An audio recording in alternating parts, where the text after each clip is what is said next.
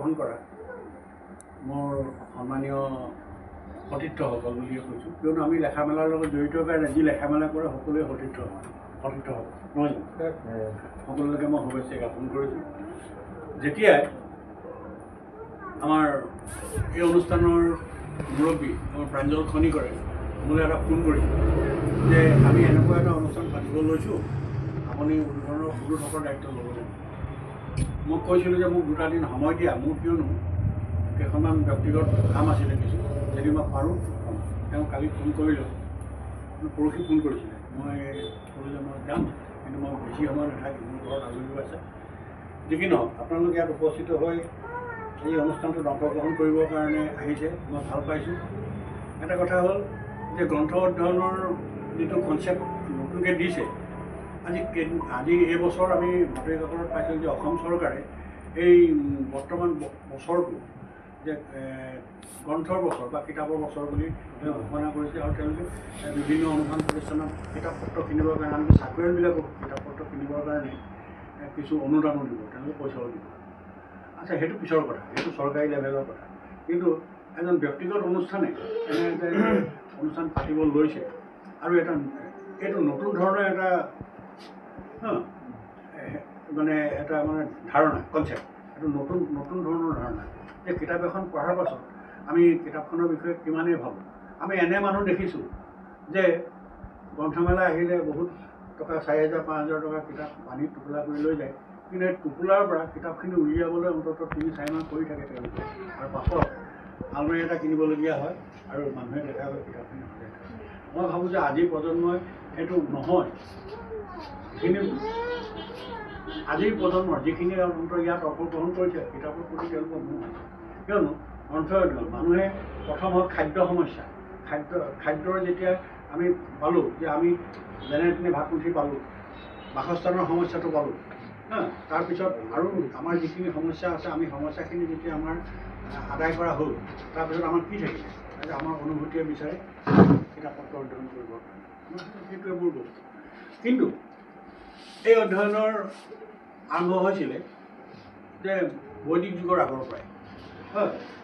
এইটো হৈছে যে আৰম্ভণিতেই যেতিয়া বেদৰ আৰম্ভণি হৈছিল, তেতিয়া মুখে মুখে আছিলে, যেতিয়া গ্ৰন্থৰ কথা নাছিলে, মুখে মুখে মানুহে অধ্যয়ন চলাই গৈছিলে, ইটো প্ৰজন্মৰ পৰা সেইটো প্ৰজন্মলৈ গৈছিল। সেইকাৰণে বেদক শ্ৰুতি বুলি কোৱা হৈছিল। এই শ্ৰুতিৰ যোগেদিয়ে যিবিলাক তেওঁলোকে ভাবিছিলে সেইবিলাক, কিয়নো লিপিৰ আৱিষ্কাৰ তেতিয়ালৈকে হোৱা নাই। যেতিয়াই লিপিৰ আৱিষ্কাৰ হ'ল, সেই লিপিৰ আৱিষ্কাৰ হোৱাৰ আগলৈকে যিখিনি বেদৰ সেইখিনি আছিলে যে প্ৰথম সাহিত্য, সেই তাকে শ্ৰুতি বুলি কোৱা হৈছিল। আৰু পৰৱৰ্তী সময়ত যেতিয়া লিপিৰ আৱিষ্কাৰ হ'ল, এইবিলাক লিপিবদ্ধ হ'ল, আৰু লিপিবদ্ধ সেইবিলাক চানেকি উত্তৰ খ্ৰীষ্টপূৰ্ব 5ম শতিকাত আৰম্ভ হৈছিলে। আৰু তেতিয়া গছৰ ছাল, জন্তুৰ ছাল, কাঠত, শিলত এই লিপিবিলাক লেখা হৈছিল। কাগজৰ আৱিষ্কাৰ তেতিয়া হোৱা নাই, জন্তুৰ ছাল এইবিলাকত লেখা হৈছিল। মোৰ এখন মাজতে অন্য এটা কথা কৈছোঁ, মোৰ এখন উপন্যাস পঢ়া মনত পৰিছে, উপন্যাসৰ নামটো এতিয়া মোৰ মনত পৰা পৰা নাই, যে এগৰাকী যিটো আজিকালি লেংগুৱেজটো নাইকিয়া হৈছে, জেৰুজালেম এইটো নতুনকৈ লেংগুৱেজটো আকৌ উদ্ধাৰ কৰিলে। এগৰাকী মানুহে টোপোলা এটা লৈ ফুৰিছিল, তেওঁ য'লৈ যায় সেই টোপোলাটো লৈ ফুৰে, আৰু ৰাতি থাকিলেও টোপোলাটোতে মূৰ্তি হয়। এদিন টোপোলাটো শুই থকা অৱস্থাতে মানুহজন ঢুকালে। ঢুকাৰ পিছত টোপোলাটো খুলিছে হ'ল যে কিছুমান জন্তুৰ ছাল আৰু তাত কিছুমান বহুত দিনৰ আগতে আৱাসুন্দে ৰামধেনু পাঠত পঢ়িছিলোঁ। তেতিয়া যে এই জন্তুৰ ছালত লেখাৰ কথা তেতিয়া, আৰু পৰৱৰ্তী পৰ্যায়ত যেতিয়া আমি ধ্ৰুপদী ভাষাৰ কথা কোৱা হৈছে, ধ্ৰুপদী ভাষাৰ আৰম্ভণিৰ কথাও কোৱা হৈছে, তাত বহু কথা নতুনকৈ সংযোগ কৰা হৈছে আৰু বহু কথা এৰাই গৈছে। সেই জন্তুৰ ছালত বা কাঠত যিবোৰ লেখা হৈছিলে, আৰু এটা হ'ল আমি বিশ্বৰ অন্য প্ৰান্তলৈ নাযাওঁ, আমি ভাৰতৰ কথাই কওঁ যে ভাৰতৰ বিখ্যাত যিকেইখন আছিলে, বিশেষকৈ বিদ্যালয় আছিলে, সেইবিলাক হ'ল নালন্দাকে আদি কৰি বিভিন্ন বিদ্যালয় আছিলে, আৰু সেই বিদ্যালয়বিলাকত অধ্যয়ন কৰিবৰ কাৰণে চীন, জাপান এইবিলাকৰ পৰাও মানুহ আহিছিলে, পৰিবাৰজন আহিছিলে, তেওঁলোকে অধ্যয়ন কৰিছিলে। অধ্যয়ন কৰি তেওঁলোকৰ কণ্টেণ্টবিলাক তেওঁলোকৰ টোকাত লিখি থৈ গৈছে। আমি এতিয়া অসমৰ বিষয়ে বা ভাৰতৰ বিষয়ে বহুত কথা জানিবৰ কাৰণে আমি হিউমেন চাঙৰ টোকা চাবলগীয়া হয়। হিউমেন চাঙে কি লিখি থৈ গৈছে এইবিলাক। আৰু পৰৱৰ্তী পৰ্যায়ত কিন্তু সেই পুথিবিলাক যেতিয়া ডাঙৰ ডাঙৰ লাইব্ৰেৰীবিলাক আছিলে, পুথিভঁৰালবিলাক আছিলে, এই পুথিভঁৰালবিলাক মোগল আক্ৰমণৰ সময়ত নষ্ট হৈ গ'ল। আনকি অসমত থকা পুথিভঁৰাল সেই সময়তো নষ্ট কৰা হৈছিল, বিশেষকৈ আহোম ৰাজত্বৰ সময়ত। আৰু সেইটো নষ্ট হৈছিলে মানুহৰ আক্ৰমণ আৰু মোৱামৰীয়া বিদ্ৰোহ। মানুহৰ আক্ৰমণ আৰু মোৱামৰীয়া বিদ্ৰোহত গড়গাঁৱত যিটো গন্ধিয়া ভঁৰাল আছিলে বা ৰংপুৰৰ যিটো গন্ধিয়া ভঁৰাল আছিলে, এই গন্ধিয়া ভঁৰাল দিলে হৈছিলে। আৰু যিটো সময়ত আটাইতকৈ যে কীৰ্তিচন্দ্ৰ বৰবৰুৱাই যিমানখিনি বুৰঞ্জী কৰিলে, তাৰ পিছতো যিখিনি থাকি গৈছিলে গন্ধিয়া ভঁৰালত, সেইবিলাকো কৰি পেলোৱা হৈছিল। সেইকাৰণে আমাৰ এই লিপিৰ ক্ষেত্ৰত কথাটো আহি পৰে, যে গ্ৰন্থৰ কথাটো আহি পৰিলে যে আমি অসমীয়া বা সেই সময়ৰ কামৰূপ যে আমি কোনো গুণে আমি কম নাছিলোঁ, যে তেতিয়াৰ দিনতে আমি সাহিত্য চৰ্চা কৰিবৰ কাৰণে আমি আমাৰ যিটো সেই সময়ত লিপি প্ৰচলিত আছিল, সেই লিপিত আমি বহুত কথাই লিখিছিলোঁ। আজি সময় সলনি হৈছে, আমি মুহূৰ্তৰ ভিতৰতে একোখন কিতাপ আমি তৈয়াৰ কৰিব পাৰোঁ। আৰু আজিকালি ছপা আখৰ, আমাৰ অভিজ্ঞতাৰ কথা মনত আছে যে আমি যেতিয়া এখন, মই বোধ কৰোঁ এইটো 87 চনমানৰ কথা কৈছোঁ, যে এখন মই তেতিয়া সদৌখন কবি সন্মিলনৰ মুখপত্ৰ নতুন কবিতাখনৰ লগত জড়িত আছিল। নতুন কবিতাখন প্ৰকাশ কৰিব লাগে, শিৱসাগৰ প্ৰেছত পিছদিনা উন্মোচন হ'ব জামুগুৰিহাটত। ৰাতি 12টা বজালৈকে থাকি পূৰব চাই মেচিনত নিজে ঘূৰাই, মানে মেচিন মেনৰ লগত ৰাতি 2-2 থাকি আমি ৰাতিপুৱা ৰেডি কৰিছোঁ। আৰু ঘৰলৈ আহি গাটো ধুই পেলাই সেই পেকেটটো প্ৰেছৰ পৰা লৈ গৈ আমি জামুগুৰিহাটলৈ লৈ যাবলগীয়া হৈছিল। গধুৰ এনে কষ্ট আছিলে ছপাৰ মাধ্যমত, কিমান কষ্ট কৰিছিল। কিন্তু আজিকালি কাইলৈ মোক কিতাপ এখন লাগে, আপুনি যদি PDF ৰেডি কৰি দিব পাৰে, একে ৰাতিৰ ভিতৰতে আপুনি কিতাপ উলিয়াই সেইটো সময় লিখি নহয়। কিন্তু কিতাপ তেনেকৈ আমি আমেদ হৈ পেলাই কিতাপখন পঢ়িব লাগিব। আৰু কিতাপ পঢ়াৰ অভিজ্ঞতাৰ কথা এটা কৈছোঁ যে আমাৰ যিটো অভিজ্ঞতা আছিলে, মই মোৰ নিজৰ ব্যক্তিগত জীৱনৰ কথা কৈছোঁ যে মই যেতিয়া 5-6ত পঢ়ি আছিলোঁ, তেতিয়া শিৱসাগৰত কিতাপৰ দোকান নাই। কিতাপৰ দোকান বৰ্ডিং ৰোডত নিউজ পেপাৰ এজেঞ্চি আৰু হেৰি আছিলে, এখন কলেজ বুক ষ্টল, আৰু সৰস্বতী বুক ষ্টল আৰু বৰঠাকুৰ বুক ষ্টল। এতিয়া লিমিটেড কিতাপ, বাহিৰা বৰকৈ পোৱা নাযায়। আৰু বঙালী কিতাপৰ পঢ়াৰ মাজেদিয়ে আমাৰ মানে বাহিৰা কিতাপ পঢ়াৰ অভ্যাস কৰিছে। তেতিয়া বঙালী কিতাপ খুব বেছি আছে। শিৱসাগৰ আদালতৰ মুখত এজন মানুহ কোঁৱৰৰ ফালৰ পৰা আহে, নামটো মই পাহৰিছোঁ, তেওঁ চাইকেলখনৰ পিছফালে ডাঙৰ কোলা হেৰি এটা লৈ আহে, ট্ৰাংক এটা লৈ আহে।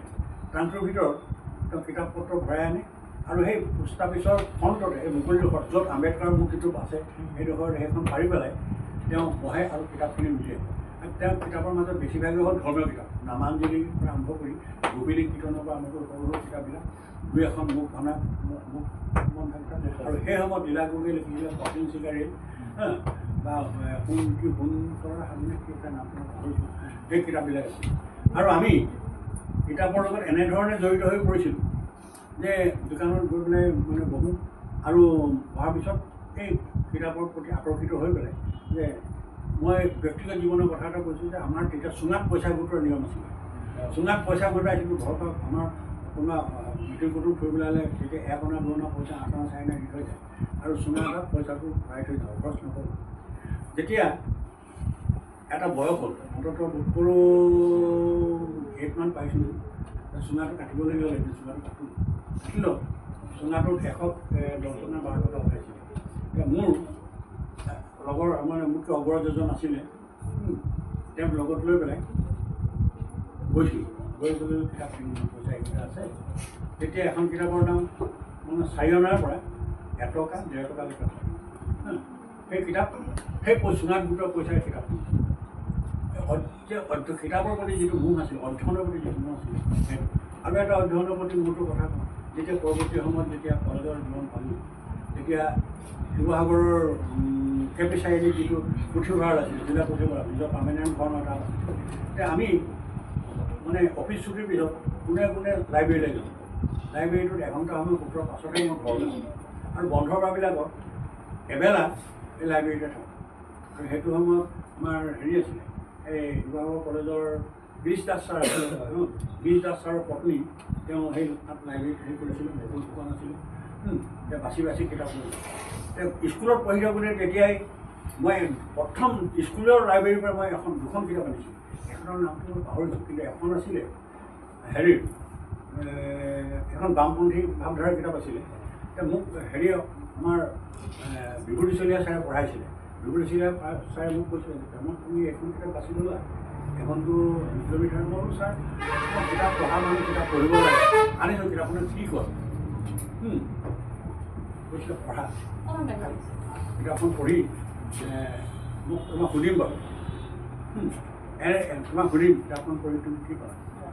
মই বামপন্থী চিন্তাৰ ধাৰাৰ মানুহ নাছিলোঁ যদিও, কিন্তু এজন হেৰিয়ে চাইনাৰ এজন ৰাইটাৰে লিখিছে মাউজেডুৰৰ কিতাপ দেই। সেই কিতাপখন প্ৰথম মই মানে ধৰক লাইব্ৰেৰীৰ পৰা পঢ়া, স্কুলৰ লাইব্ৰেৰীৰ পৰা নাছিলে। আৰু পৰৱৰ্তী পৰ্যায়ত যেতিয়া কি কৰিছিলোঁ, মই লং মাৰ্চ নহয়, নামটো বেলেগ আছিল, তাৰপৰা পৰৱৰ্তী পৰ্যায়ত যেতিয়া মই নৈশ শাখাত পঢ়িবলগীয়া হ'ল, নৈশ শাখাৰ মই অপটাইমবিলাক কেনেকৈ পাইছিলোঁ, যে এক পিৰিয়ড আছে, মাজত 3 পিৰিয়ড নে লাষ্ট পিৰিয়ড, তেতিয়াই কি কৰিছিলে, এই যিটো নিউজ পেপাৰ এজেঞ্চি, এজন ডেকা এজেঞ্চিলৈ যাওঁ।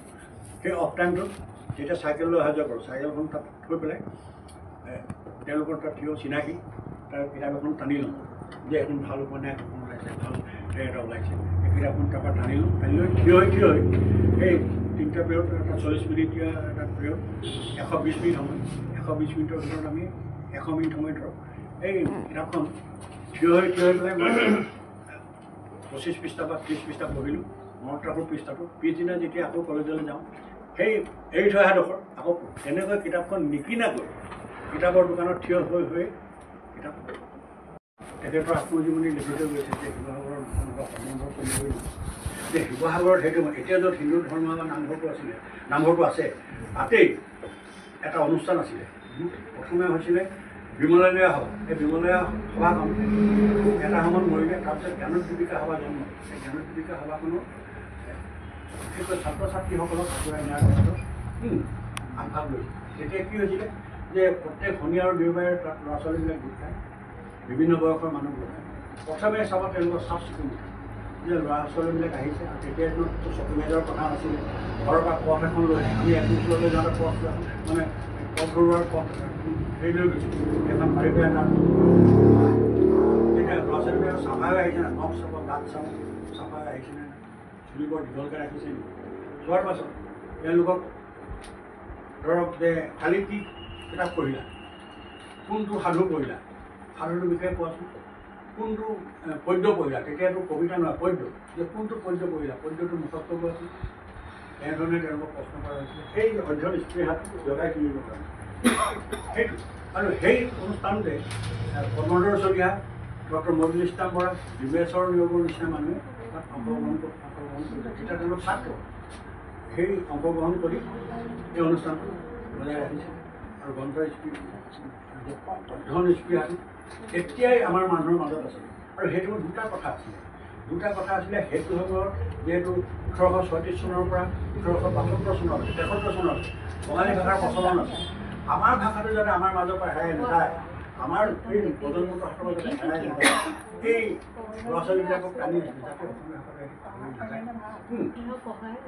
আমাৰ পদ্য পঢ়াৰ পৰা আৰম্ভ কৰি আৰু কিতাপ পঢ়ি আহিলে তাক জানিবৰ কাৰণে কষ্ট কৰাইছিলে। আৰু তেওঁলোকে সেই অসমীয়া ভাষা সেইখিনি দিছিলে, ভাষাটো শুদ্ধকৈ উচ্চাৰণ কৰিব পাৰিছিলে, শুদ্ধকৈ বৰ্তাই আজিৰ ধ্ৰুপদী ভাষাৰ যিখিনি কথা কোৱা হৈছে যে এই মানুহখিনিয়ে যে তেতিয়াই 1800 কিমান চনৰ পৰাই যে অসমীয়া ভাষাটো ৰক্ষা কৰিব কাৰণে শিৱসাগৰত যে এটা আন্দোলন আৰম্ভ হৈছিলে।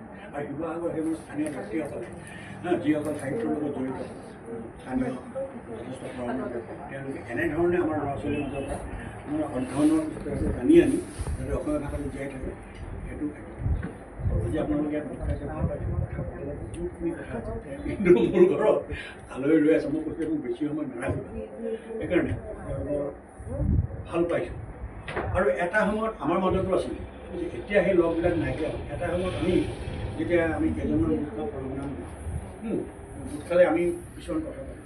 যে ঘটনা কি কিনিলে বোলে আমুকখন কিতাপ কিনিলোঁ কি পালা আৰু আজিকালি প্ৰজন্ম এটা কথা কৰিব লাগিব যে আলোচনীবিলাকত মন কৰিব বা পেপাৰবিলাকত বিশেষকৈ হেৰিবিলাক বৰকৈ নাচায় প্ৰবন্ধবিলাক বৰকৈ নাচায় গধুৰ প্ৰবন্ধ আছে আৰু ইয়াৰ যোগেদি আমি আজি কিতাপ এখন পঢ়াৰ পিছত আপোনালোকে কিতাপখন শিকি পালে ক'ব আৰু ইয়াৰ যোগেদি আমাৰ যিটো অসমীয়া সাহিত্যৰ সমালোচকৰ সংখ্যা বৰ যে এটা সমালোচকো এইখিনি ওলাই আমি এতিয়া সমালোচক বুলি ক'লে অকল মানে এতিয়া থকাৰ ভিতৰত অকল ৰেণুগাৰ কথাহে ভাবিছোঁ তেওঁৰ সমালোচনা কৰি কথাহে আৰু আঙুলিমত দেখিব পৰা কেইজনমান সমালোচক আছে আমাৰ কি কয় আমাৰ বৰমুদৈ আমাৰ মূলবংশী বা এনেকৈ কেইজনমান আছে কিন্তু বৰ বিশেষ কেইজনমানৰ কথা নহয় ইয়াৰ যোগেদি যে এটা গ্ৰন্থ ধৰণৰ আপোনালোকৰ হ'ব আৰু গ্ৰন্থ এখন খুব মানে পঢ়াৰ পিছত আপুনি বেলেগে গ্ৰন্থ এখন পঢ়াৰ পিছত চাওক মই ৰাজনীতিক বিজ্ঞানৰ মানুহ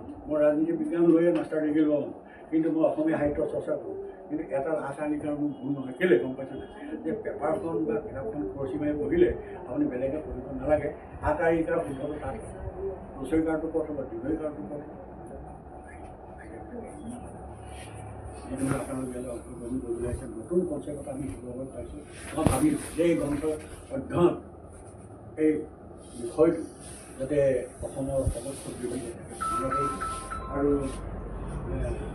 আপোনালোকক শুভেচ্ছা জ্ঞাপন কৰি অনুষ্ঠানটো আনুষ্ঠানিক